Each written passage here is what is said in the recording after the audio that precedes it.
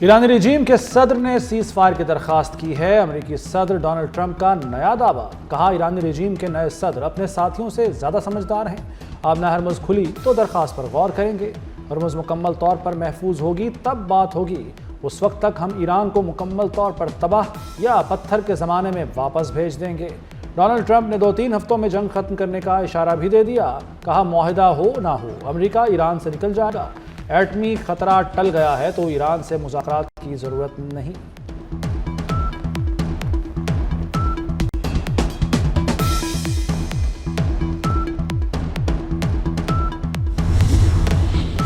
پاسداران انقلاب نے Donald Trump کا جنگ بندی کی درخواست کا بیان رد کر دیا، کہا کہ اپنا ہرمز پاسداران انقلاب کے کنٹرول میں ہے۔ ٹرمپ کا بیان مضحکہ خیز اور نمائشی ہے۔ پاسداران انقلاب نے دعویٰ کیا کہ ایران نے نہیں، ٹرمپ نے جنگ بندی کے لیے درخواست کی ہے۔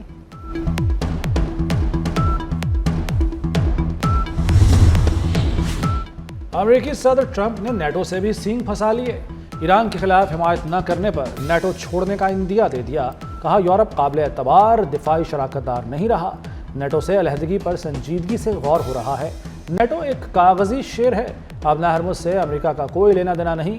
امریکی صدر پاکستانی وقت کے مطابق کل صبح 6 بجے قوم سے خطاب کریں گے، ایران جنگ سے متعلق اہم اعلان متوقع۔ ایرانی صدر نے دوبارہ حملہ نہ ہونے کی ضمانت مانگ لی۔ ایرانی صدر مسعود پزشکیان کی یورپی کونسل کے صدر سے گفتگو، کہا کہ جنگ کا خاتمہ چاہتے ہیں مگر کچھ تقاضے پورے کرنا ہوں گے۔ امریکہ نے مذاکرات کے دوران بمباری کی ہے، ایران نے کبھی بھی کشیدگی یا جنگ کی خواہش نہیں کی ہے، صورتحال کو معمول پر لانے کا حل ان کے جارحانہ حملوں کا خاتمہ ہے۔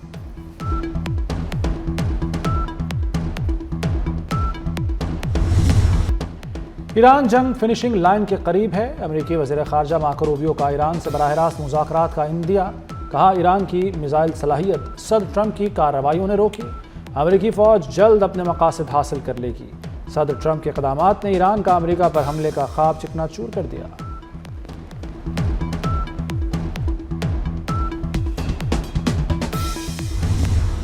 ایران عارضی جنگ بندی نہیں، دشمنی کا خاتمہ قبول کرے گا۔ ایرانی وزیر خارجہ عباس اراغچی کا امریکہ کو پیغام، کہا کہ اسٹیو وٹکوف کے براہ راست پیغامات ملے ہیں، پیغامات کسی طرح باضابطہ مذاکرات نہیں، جنگ کے بعد آبنہ ہرمز پرامن ہوگی، آبنہ ہرمز کی سیکیورٹی کا فیصلہ ایران اور عمان کریں گے۔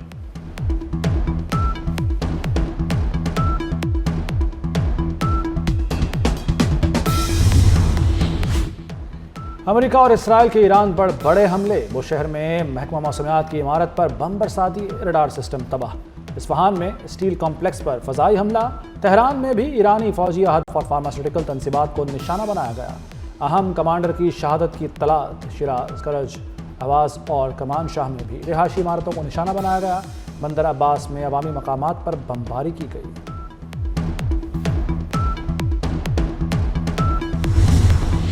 ایران کے اسرائیل پر میزائلوں سے جوابی حملے، امریکی اور صہیونی اہداف پر 100 سے زائد میزائل اور ڈرون سے داغ دیے گئے، تل ابیب اور وسطی اسرائیل میں کئی عمارتیں تباہ ہو گئی۔ ایران کا امریکی تنصیبات پر بھی حملوں کا دعویٰ، پاسداران انقلاب کے مطابق سعودی عرب میں امریکی پائلٹس اور لڑاکا طیاروں کو نشانہ بنایا گیا، تل ابیب میں میزائل داغ دیے گئے، بغداد میں سفارتی مرکز پر 20 ڈرون سے حملہ کیا گیا، دوحہ کے قریب آئل ٹینکر کو نشانہ بنایا گیا، کویت کے انٹرنیشنل ایئرپورٹ پر میزائل گرے ہیں۔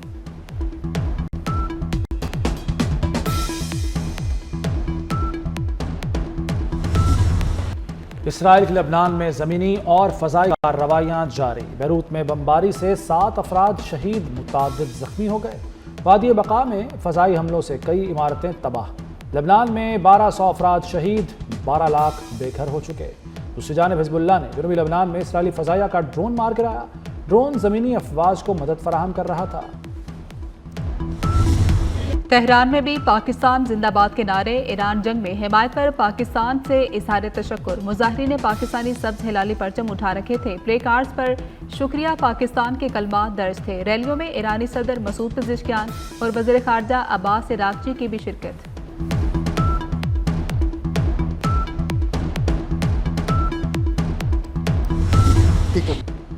ایران سے جنگ ہماری نہیں، ہمارے ملک کا اس سے کوئی تعلق نہیں، برطانوی وزیر اعظم کیئر سٹارمر کا دو ٹوک موقف، کہتے ہیں ہم برطانیہ کو اس جنگ میں گھسیٹنے نہیں دیں گے، برطانیہ کسی صورت ایران جنگ میں شامل نہیں ہوگا، موجودہ صورتحال میں برطانیہ مزید صاف ستھرا ملک بن کر نکلے گا، آنے والی نسلوں کو محفوظ ملک دینا چاہتے ہیں۔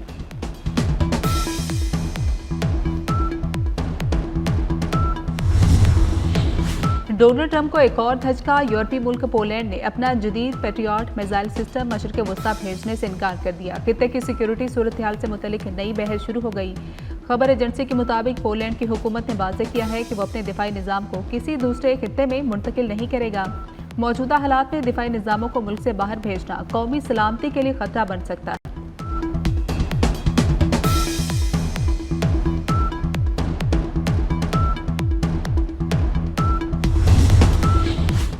ایران کے 30 روز میں خلیجی ممالک پر بڑے حملے، مجموعی طور پر 5200 سے زائد حملے کیے گئے۔ بیلسٹک میزائل، ڈرونز اور بعض مقامات پر جنگی طیارے بھی استعمال کیے گئے۔ متحدہ عرب امارات کا ایک ماہ میں 2000 ڈرون اور 400 سے زائد بیلسٹک میزائل حملے روکنے کا دعویٰ۔ خبر ایجنسی کے مطابق کوئی بھی ملک ابھی تک اتنی تعداد میں حملے نہیں روک سکا۔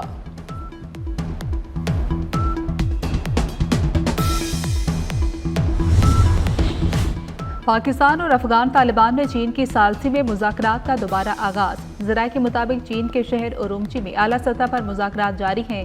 پاکستانی وفد کی قیادت وزارت خارجہ کے ایڈیشنل سیکرٹری کر رہے ہیں۔ خیبر پختونخوا میں سیکیورٹی فورسز کی 2 مختلف کارروائیاں، مزید 13 خارج جہنم واصل۔ باڑہ میں آپریشن میں شدید فائرنگ کے تبادلے میں 10 خارج مارے گئے۔ ISPR کے مطابق بنوں میں مزید 3 خارج ہلاک ہوئے۔ دہشت گردوں کے ٹھکانے بھی تباہ کر دیے گئے۔ صدر، وزیر اعظم اور وزیر داخلہ محسن نقوی کا فورسز کو خراج تحسین۔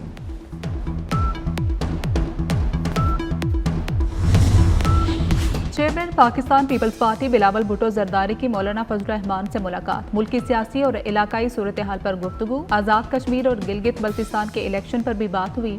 دونوں رہنماؤں کی ملاقات 1 گھنٹہ 30 منٹ تک جاری رہی۔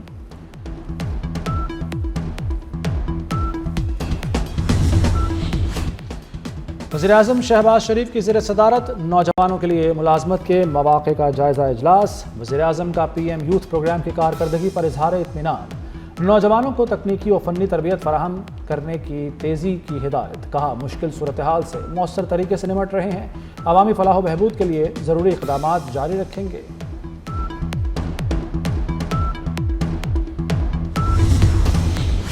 توانائی بچاؤ مہم، تعلیمی اداروں میں 4 دن کام اور 3 دن کا آرام۔ پنجاب میں اسکول، کالجز اور یونیورسٹیز ہفتے میں 4 دن کھلیں گی۔ جمعہ ہفتہ اتوار چھٹی ہوگی۔ اسکولوں کے اوقات کار بھی بدل گئے۔ اسکول صبح 8 سے 1:30 بجے تک کھلیں گے۔ نئے سال کے تعلیمی کیلنڈر کی بھی تیاری کر لی گئی۔ گرمیوں کی چھٹیاں صرف 2 ماہ کرنے کی تجویز۔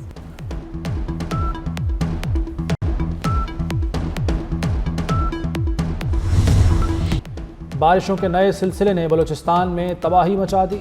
قلعہ عبداللہ اور گلستان میں سیلابی ریلے راستے میں آنے والی ہر چیز بہا لے گئے۔ چمن کے علاقے حبیب زئی میں مسافر وین سیلابی ریلے کی نظر ہو گئی۔ وین 15 افراد سوار تھے۔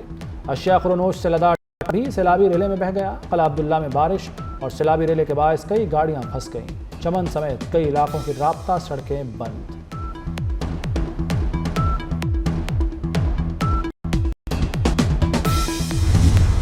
بارشیں، آندھی، طوفان اور یالہ باری، NDMA کا الرٹ جاری۔ ملک کے بیشتر حصوں میں 4 اپریل تک موسلادھار بارشیں ہوں گی۔ پنجاب، سندھ، خیبر پختونخوا اور بلوچستان میں بادل برسیں گے۔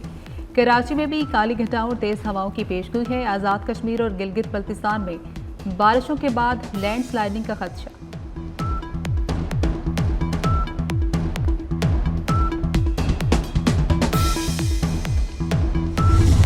سونے اور چاندی کی قیمتوں میں مزید اضافہ۔ 1 تولہ سونا 15,300 روپے مہنگا، قیمت 4,94,062 روپے ہو گئی۔ 1 تولہ چاندی 200 روپے مہنگی ہو کر 7,984 روپے پر پہنچ گئی۔